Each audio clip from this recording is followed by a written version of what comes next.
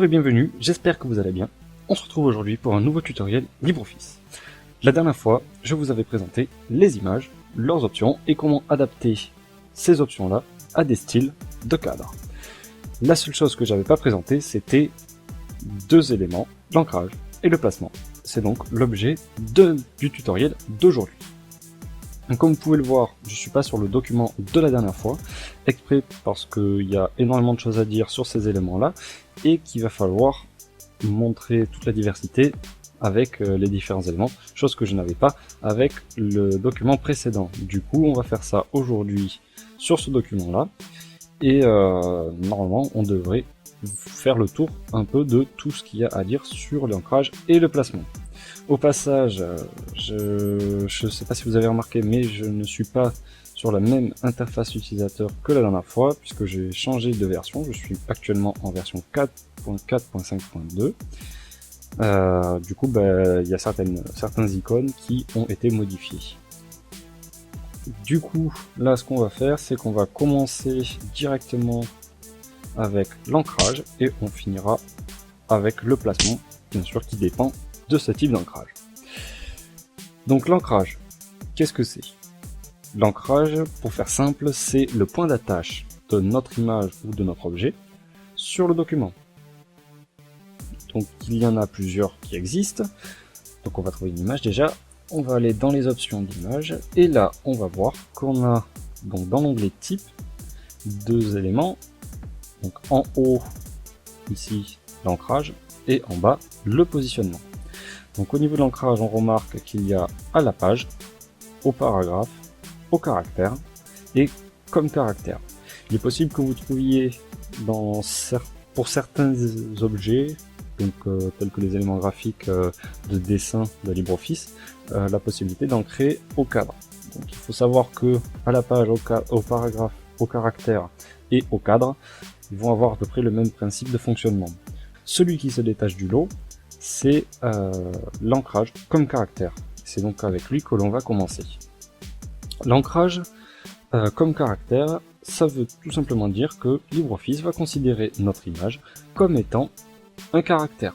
Donc il aura le même système de fonctionnement qu'un caractère, à la différence près qu'on ne pourra pas lui appliquer tout ce qui est formatage. C'est juste que pour savoir où placer l'objet, ce sera comme si c'était un caractère, donc il est quelque part dans un paragraphe. L'utilité qu'on va avoir pour ce type d'ancrage, j'en ai trouvé deux principalement et un troisième qui dépend de l'objet. Ça vous est sûrement déjà arrivé d'avoir à insérer une image dans un tableau. Donc des fois, ce qu'on va faire, c'est qu'on va prendre notre image, la positionner de façon à ce qu'elle soit dans le cadre. Mais c'est pas très propre parce que si on va modifier la largeur de la colonne ou quelque chose comme ça, on va avoir des fois des décalements par rapport à l'image, etc. Donc pour éviter ce genre de problème, le plus simple, selon moi, c'est de mettre notre image en tant que caractère et de centrer la cellule horizontalement et verticalement, de façon à pouvoir insérer l'image en tant que caractère, comme ça elle est positionnée à l'intérieur de la cellule, elle fait vraiment partie de la cellule puisque c'est un caractère, et en plus de ça, elle est positionnée au centre. Donc c'est le plus simple selon moi, si vous avez à modifier ou à insérer des images dans des tableaux. La deuxième utilité, c'est que lorsque vous avez un paragraphe, donc comme celui que j'ai ici par exemple, voilà, je vais le copier-coller, ce sera plus explicite. Donc là j'ai un paragraphe avant mon image et je dois en avoir un après, donc comme ici. Sauf que mon image doit absolument être coincée entre ces deux paragraphes. Donc pour ça, vous positionnez votre image en tant que caractère sur un paragraphe à part entière, vous donnez les espacements en haut et en bas avec l'adaptation des espacements de notre image, comme je l'ai montré dans le tuto précédent. Et puis comme ça, on est tranquille, on a notre image qui sera toujours positionnée entre ces deux paragraphes, ce qui n'aurait pas été forcément le cas avec un ancrage au paragraphe. Ceci étant fait, on a vu donc les différents exemples pour l'ancrage en tant que caractère. Maintenant, on va voir les différents les différences qu'on a avec l'ancrage, soit à la page, soit au caractère, soit au paragraphe. Donc, pour bien comprendre, il va falloir s'imaginer que notre document est constitué de plusieurs strates, avec certaines qui vont être mobiles, et que notre image va flotter un peu au-dessus de tout ça. C'est juste une image, hein, bien sûr, il y a la possibilité de mettre l'image en dessous du texte et tout ça, mais bon, pour faire simple, pour l'ancrage, c'est comme ça qu'on va le voir. Ça va être un peu similaire à un bateau qui doit s'ancrer quelque part. Donc en fait, on a tout en bas, une première couche, c'est notre page. Donc ça correspond à notre document. Par-dessus, on va retrouver des cadres ou des paragraphes qui vont se balader un peu sur tout le document et qui sont des morceaux de la page et qui peuvent être bien sûr mobiles, puisqu'on peut rajouter des paragraphes, etc. Par contre, les pages, une fois qu'elle est liée, elle bouge plus.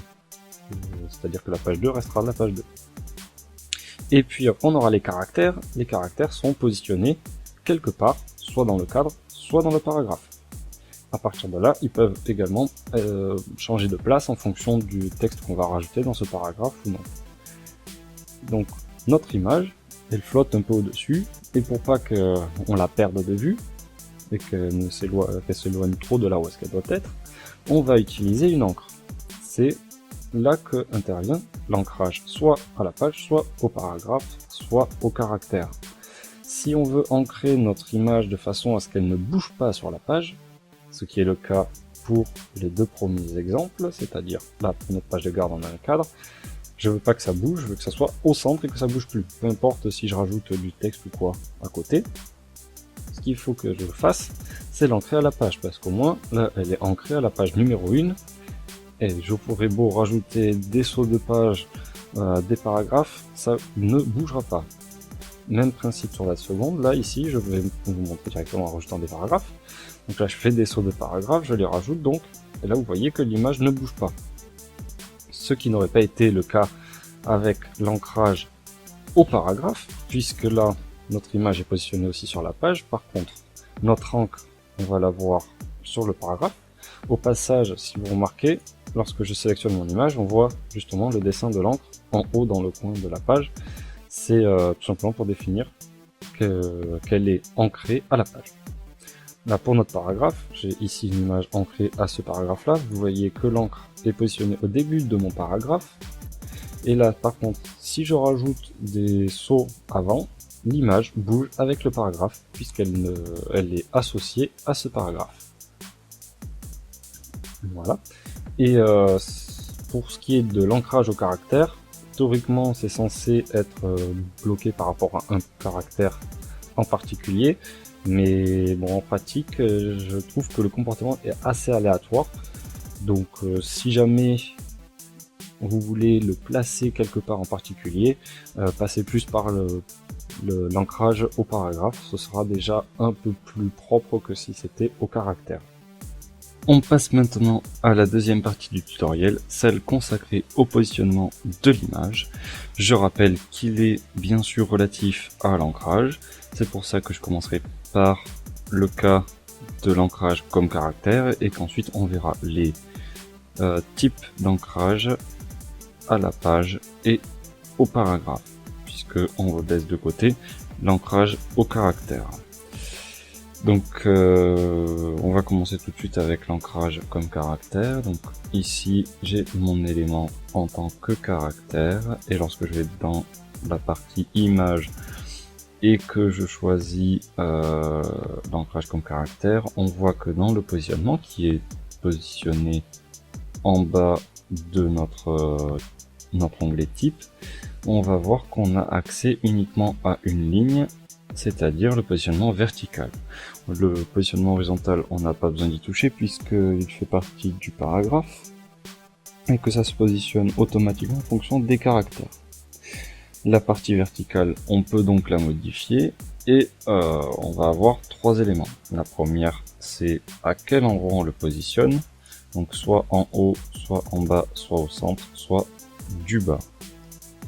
Donc pour haut, bas et centre, on va se baser par rapport uniquement à ici la ligne de base, ou le caractère, ou la ligne. Vous remarquerez à chaque fois qu'on a ici les éléments qui vont, donc la ligne rouge, ou l'encadré rouge qui va changer, puisqu'en fait on se base pas par rapport à la même chose.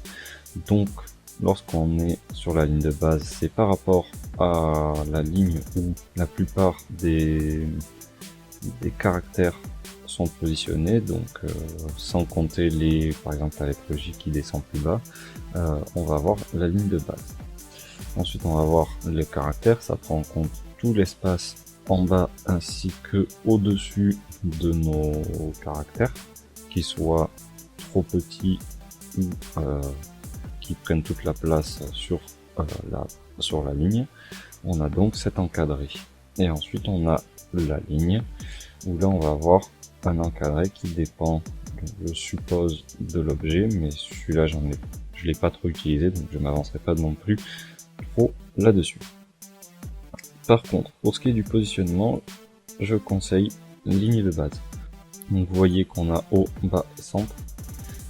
Et si je les modifie, vous voyez ici le carré vert, enfin le rectangle vert, qui est modifié. On le passe en haut, en bas ou au centre. Et lorsqu'on choisit du bas, donc il est positionné en dessous, et ici en indiquant une valeur positive, on va lui permettre de la déplacer vers le haut, ou alors si je choisis une valeur négative, on la fait descendre encore plus en dessous. Donc petite démonstration, je vais rajouter 1 cm vers le haut, donc là je valide, et vous voyez que mon image qui est passée en dessous de la ligne à 1 cm au-dessus de la ligne, mais attention, il se base par rapport au point en haut à gauche de l'image. Donc ça, c'est ce qu'il faut savoir sur le positionnement vertical. À savoir que lorsqu'on a choisi l'option du bas, ici on n'a que la possibilité d'utiliser ligne de base. C'est pour ça que je vous ai dit tout à l'heure de choisir celle-là principalement. On passe donc maintenant à l'ancrage à la page. Donc on va aller chercher cette image là, voilà. À savoir que tous les ancrages que vous pourrez utiliser sont valables pour les cadres et les différents objets de LibreOffice qui n'ont pas une place fixe comme les caractères. Alors, donc on voit à la différence de l'ancrage comme caractère qu'on peut maintenant avoir accès à la ligne horizontale et ici une case, une checkbox qui nous demande ou non de prendre en compte les pages paires impaires. Donc lorsqu'on clique là-dessus, on voit que on passe sur de l'intérieur-extérieur. En le décochant, on était sur droite ou gauche. Donc lorsqu'on est sur droite ou gauche, c'est indépendant de notre numéro de page. Si on est sur des pages paires ou impaires, on va pouvoir soit positionner nos images à l'intérieur, soit à l'extérieur de la page en question. Donc ça peut être intéressant pour faire différents effets. Donc pour l'instant on va juste rester sur la partie horizontale, à savoir que c'est le même fonctionnement, à part qu'au lieu de dire par exemple je le mets à gauche, ce sera à gauche ou à droite en fonction de la page. Mais le fonctionnement reste le même. Donc horizontalement, on la positionne à droite, donc là on a la possibilité de dire bordure de page gauche, bordure de page droite, ce sont les marges à droite et à gauche que l'on définit, soit la page entière, donc il nous prend le rectangle en entier de la page, ou alors la zone de texte de page, celle qui est définie par les marges du style de page. Donc on va rester là-dessus, puisqu'en fait je veux juste la positionner à l'intérieur de la zone de texte, mais tout en haut à droite. Et bien sûr, on a ici de gauche, et où on va pouvoir définir par le décalage en centimètres le positionnement dans la page. Voilà. Pareil, si je clique en vis-à-vis sur les pages paires, là ici ce n'est pas de gauche mais de l'intérieur de la page. Voilà. En haut, même principe que tout à l'heure, hein, il n'y a rien de nouveau. Par contre ici on peut se baser soit à la page entière, comme on peut le voir, on prend en compte les marges supérieures et inférieures, ou alors on choisit uniquement la zone de texte, et c'est ce que je vais avoir besoin de faire pour que mon image soit positionnée à l'endroit où elle était là. Et une fois que vous avez défini toutes vos options, vous validez, et notre image est donc bien positionnée au bord de la page, enfin du moins de la zone de texte de la page, tout en haut à droite. Maintenant on passe sur la partie ancrage au paragraphe, comme on le voit ici, et cette fois-ci on voit qu'il y a un petit changement entre les deux, c'est ici respecter les enchaînements. Donc lorsque j'avais parlé des paragraphes dans un des tutoriels précédents, je vous avais montré l'option relative aux enchaînements. Donc si votre paragraphe est coupé et que vous voulez avec votre enchaînement faire passer automatiquement le paragraphe de l'autre côté de la page, et bien c'est ce qu'on appelle les options d'enchaînement.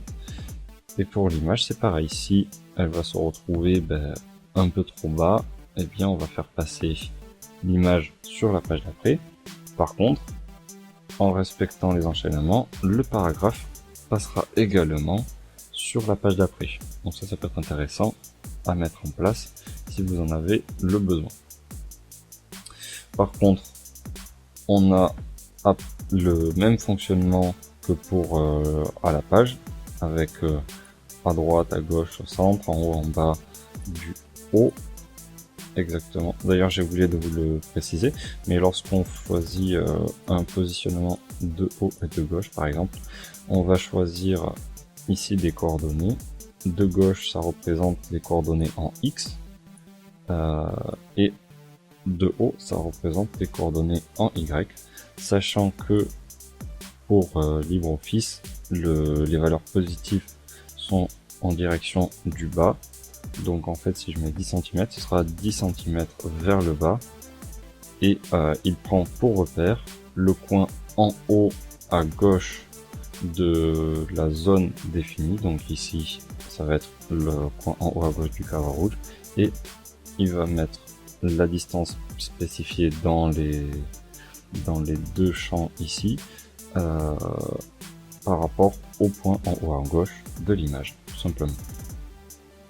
Donc là je le positionne en bas et à gauche, voilà.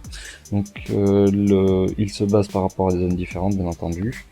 Donc là on est sur le paragraphe, on peut lui dire tu me le positionnes par rapport à la zone de paragraphe qui prend en compte les marges, ou alors la zone de texte du paragraphe qui va supprimer les marges, les différentes bordures, donc soit les bordures du paragraphe, soit les bordures de page, ou alors il prend carrément la page entière ou la zone de texte de page, comme pour l'ancrage à la page.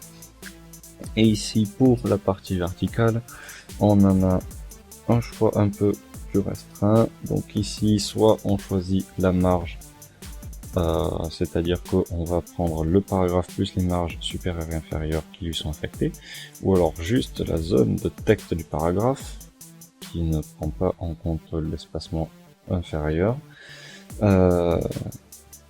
et après ce sont pages entières ou zones de texte de page, c'est-à-dire celle que l'on avait vue pour l'ancrage à la page. Globalement, vous allez souvent fonctionner avec zone de texte de paragraphe ou alors zone de paragraphe, et ici marge ou zone de texte de paragraphe. Donc on a terminé avec ce tutoriel. Vous savez maintenant comment on y peut positionner nos images dans LibreOffice en utilisant les différents ancrages et comment on les positionne en fonction. Donc la prochaine fois, on va voir comment on va pouvoir insérer des graphiques, donc les créer, les modifier, et je pense que je ferai une partie sous LibreOffice Classeur puisque je trouve que c'est plus facile à manipuler que dans LibreOffice Writer. Je vous remercie d'avoir regardé la vidéo, j'espère qu'elle vous aura été utile et qu'elle vous aura plu. Si c'est le cas, n'hésitez pas à mettre un pouce bleu en bas de la vidéo et à la partager. Si vous avez des questions, des remarques, vous pouvez les lâcher en commentaire. Et bien sûr, pour suivre mes vidéos, vous pouvez vous abonner. Allez, ciao!